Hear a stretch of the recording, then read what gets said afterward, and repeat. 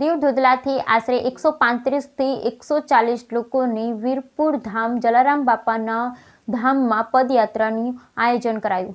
આ પદયાત્રાનું છેલ્લા 12 વર્ષથી આયોજન થાય છે, જેમાં પહેલો પડાવ ઉના રાતવાસો કરી આ પદયાત્રા તુલસી શ્યામ, ત્યાંથી ધારી અને ત્યાંથી બક્ષરા અને બક્ષરાથી વડિયા રાતવાસો કરી વીરપુર પહોંચે। આ 5 દિવસની પદયાત્રામાં નાના બાળકો ઉંમર વર્ષ 4 પણ જોડાય છે।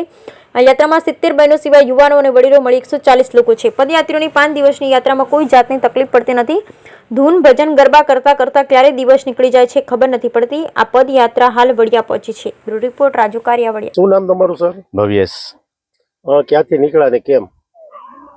કયો તમારા વાંધો નહીં? મારું નામ ભવ્યેશ કુમાર અમૃતલાલ બારિયા, રહે છે ગોગલા, દીવ। અમે છેલ્લા 15 વર્ષથી આ પદયાત્રામાં આવીએ છીએ। એમાં આજે જે અમે નીકળ્યા 22 તારીખથી, એમાં 70 જેટલા લેડીઝ છે અને 50 થી 60 જેટલા છોકરાઓ, વડીલો અને બાળકો છે। અમે 22 તારીખે નીકળ્યા અને તે જ દિવસે ઉનામાં ખોડિયાર માતાના મંદિરે રાત્રે હોલ્ડ કર્યો હતો અને ત્યાંથી અમે સવારે નીકળ્યા તુલસી શ્યામ રાત્રે હોલ્ડ કર્યો, ત્યાં પ્રસાદી લીધી અને પછી સવારે 7 વાગ્યાથી ચાલુ કર્યું અને ત્યાં પછી અમે નીકળ્યા ધારી જવા।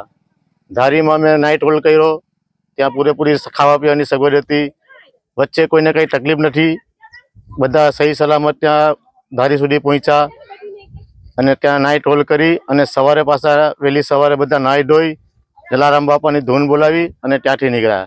ત્યાંથી અમે સવારે જલ્દી નીકળ્યા, પછી સીધા બગસરા નીકળ્યા। બગસરા થઈ ત્યાં પણ બધા છોકરા, લેડીઝ બધા સહી સલામત હતા। અમારી સાથે નાના 2 બાળકો છે, એના માટે વ્હીલચેર નાનકડી છે અને દવાની સામગ્રી પૂરેપૂરી અમારી પાસે છે।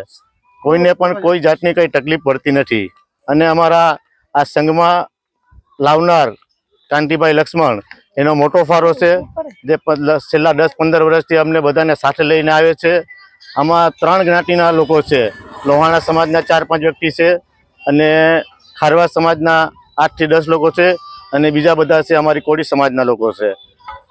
આ જાત્રા જલારામ બાપાની અસીમ કૃપાથી કોઈને કંઈ થતું નથી રસ્તામાં અને બધા સહી સલામત પહોંચે છે। જય જલારામ, જય જલારામ।